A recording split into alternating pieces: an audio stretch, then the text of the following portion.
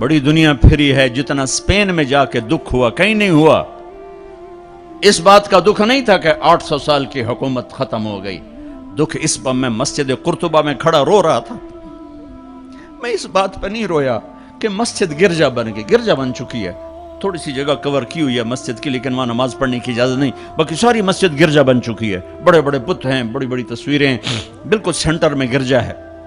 نہیں، اس میں نہیں رویا، رویا اس بات پر محراب کے سامنے کھڑا تھا اور مجھے وہاں قرطبی نظر آ رہے تھے نماز پڑھاتے ہوئے، ابن عربی کے فلسفے نظر آ رہے تھے، اللہ کی معرفت کی گتھیاں سلجھا رہے تھے،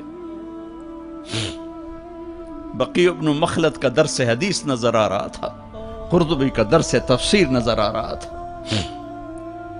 یحییٰ بن یحییٰ اندلسی کے درس حدیث کی مجلس نظر آ رہی تھی، لیکن وہ میرے خوابوں میں تھا، باہر تو بت پڑے ہوئے تھے۔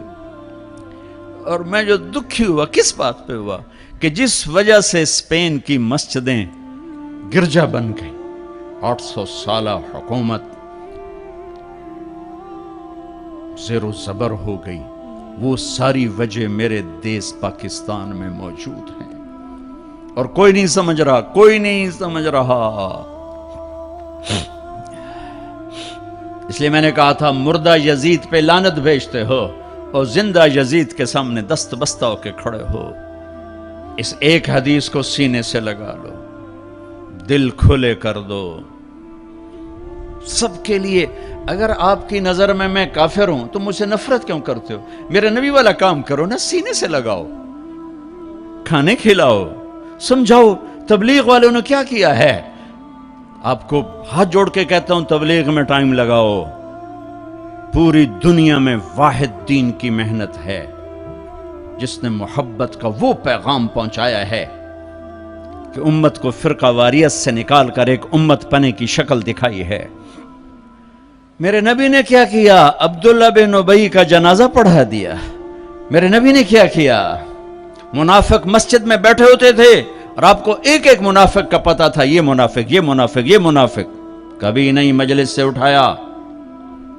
تو ایک کام تو یہ کرو کہ اپنے دل کو نفرتوں سے پاک کرو۔ امت بن کے رہنا زیادہ پسندیدہ ہے اللہ رسول کو، یا کسی فرقے کا جھنڈا اٹھا کے کھڑے ہونا اللہ رسول کو زیادہ پسند؟ رہو اپنے اپنے فرقوں میں رہو۔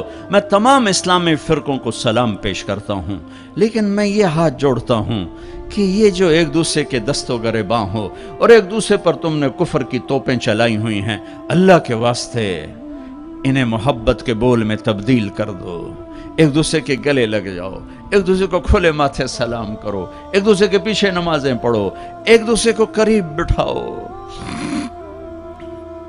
اپنے نبی کی تم چھوڑو مولوی کی بات، میری تھوڑا قرآن اٹھا کے پڑھ لو، قرآن اٹھا کے پڑھ لو، خود پڑھو، سارے تم پڑھے ہوئے بچے بیٹھے ہوئے ہو، اپنے نبی کی سیرت پڑھو، میری گل کتے مار چھڑو، مینوں دفع کرو میں کون ہاں، میں مشتخاک، اپنے رب دا قرآن پڑھو، اپنے نبی دی حدیث پڑھو، اپنے نبی دی زندگی پڑھو تو انہوں پتہ لگ جائے۔